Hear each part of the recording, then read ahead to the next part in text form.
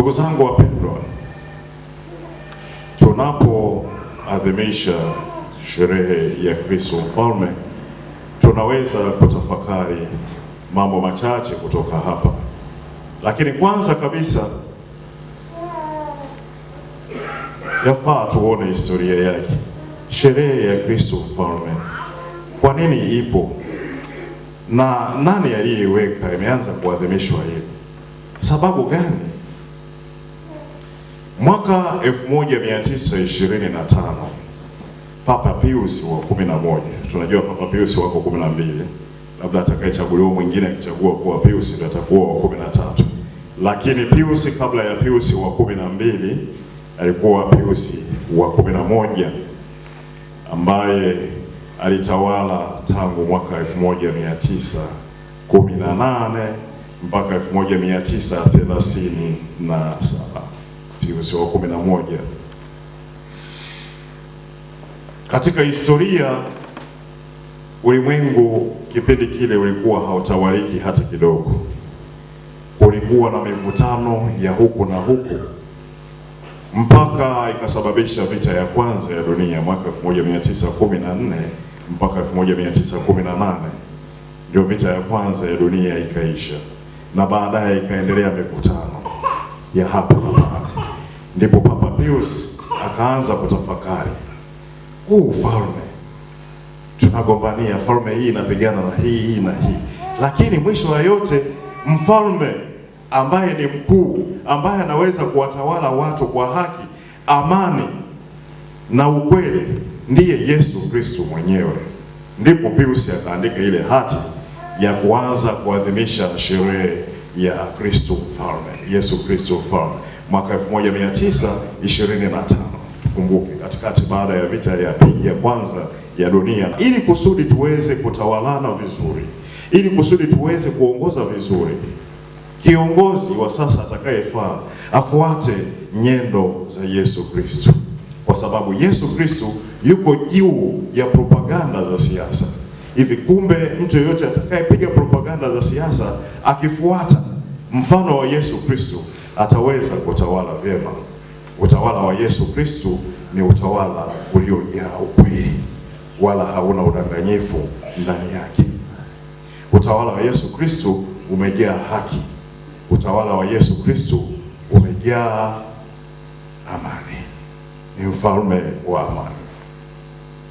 Ndiyo maana hata tukiona hizi sifa ambazo Baba Mtakatifu alizitaja, tunazikuta kutoka kwa nani? Kwa Daudi. Daudi hakutumia figisu kuingia katika uongozi wake kuitawala Israeli. Kwanza hakuwa na mpango, alikuwa mnyenyekevu.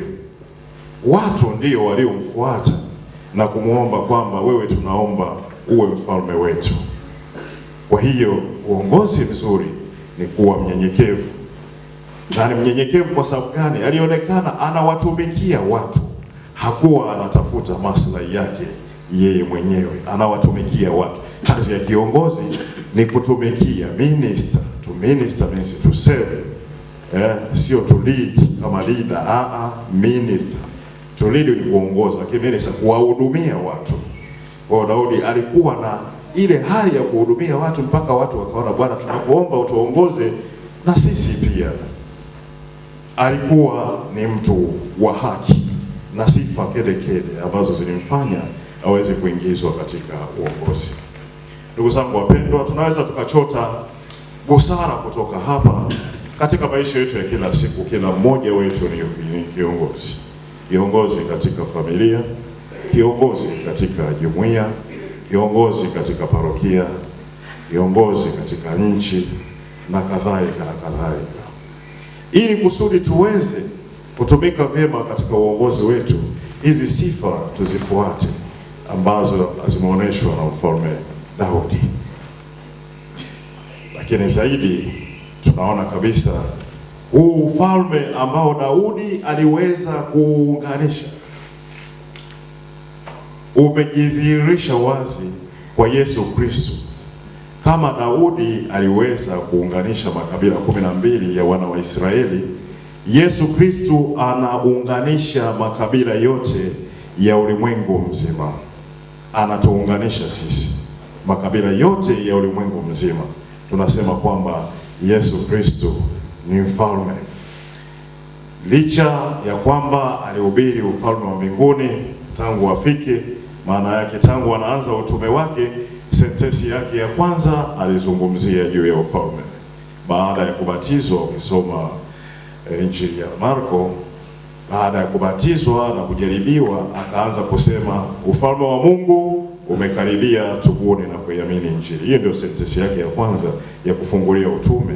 Anazungumzia juu ya ufalme, na akahubiri na akaonesha watu mifano jinsi gani ufalme na namna ya kuwaongoza watu inavyotakiwa katika maisha yake yote. Lakini mwishoni kabisa ameonesha kwamba mtu anayetakiwa kuwa mfalme ni kiongozi, ajitoe mpaka na uhai wake wote kwa ajili ya kuwapigania wengine.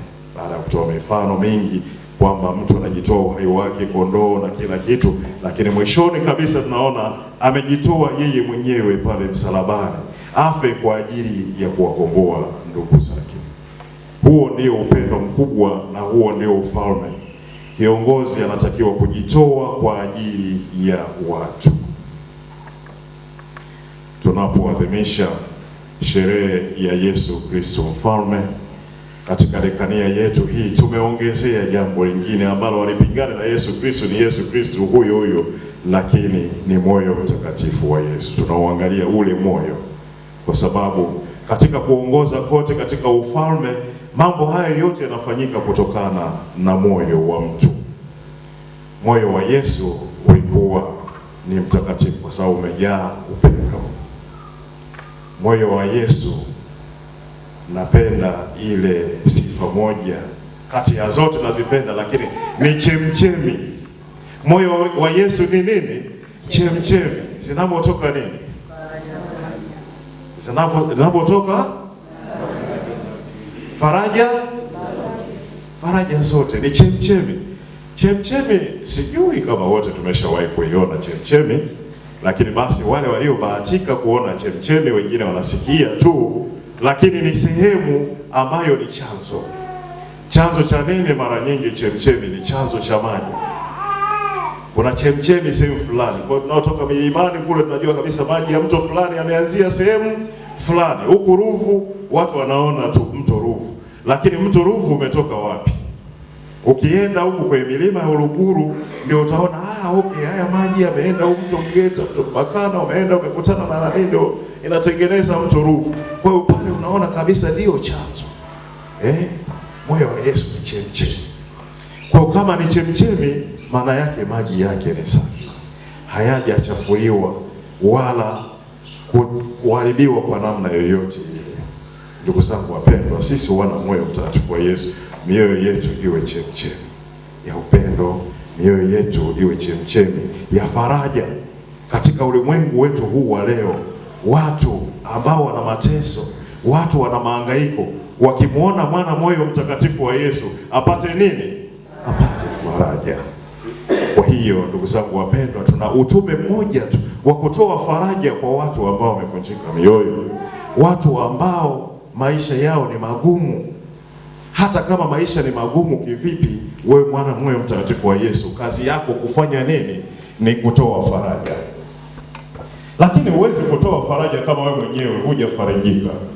Kwa hiyo ndio maana mara zote tunatakiwa tusali moyo mtakatifu wa Yesu azidi kutufariji ili kusudi tutoe faraja kwa watu wengine ambao wanateseka. Ili kumbe kila mmoja wetu sio mwanachama wa moyo mtakatifu wa Yesu tu, lakini kwa Mkristo yoyote ambaye amebatizwa anatakiwa kutoa hii faraja kwa watu wengine. Jamani, pole, usijali, Mwenyezi Mungu yupo. Tutoe faraja, sio tusiwe watu wa manunguniko na watu wa kutupiana lawama kila siku. Tutaharibu maisha yetu ya Ukristo. Ili kumbe sisi sote tutoe faraja kama moyo huu wa Yesu ambao ni chemchemi zinapotoka faraja zote. Ndugu zangu wapendwa, basi tukiwa tunaendelea kusherehekea sherehe ya Bwana wetu Yesu Kristo ambaye ni mfalme, tuzidi kuutafakari ufalme wake sio ulimwengu huu. Ufalme wake ni wa milele ufalme unaodumu. Sisi huo ufalme tunautamani, tuzidi kuutamani tena na tena huo ufalme, kwa kumwambia kila siku Yesu Kristo, hasa pale tunapolala, kumwambia kwamba Yesu, nikumbuke utakapoingia katika ufalme wako. Au kama unashindwa kumwambia kila siku, wewe andika tu kwa karatasi, weka chumbani kwako pale, Yesu, nikumbuke utakapoingia katika ufalme wako. Tumsifu Yesu Kristo. Amina. Moyo wako Yesu pendelevu, watu hurumia masikini,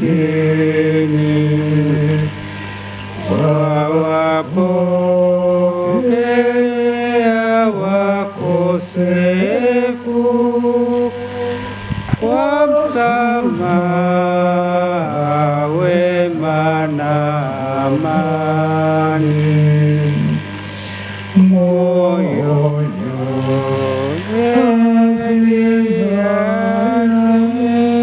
yazima utujaa aliye daima, twataka kukutii daima, na kwako upata usa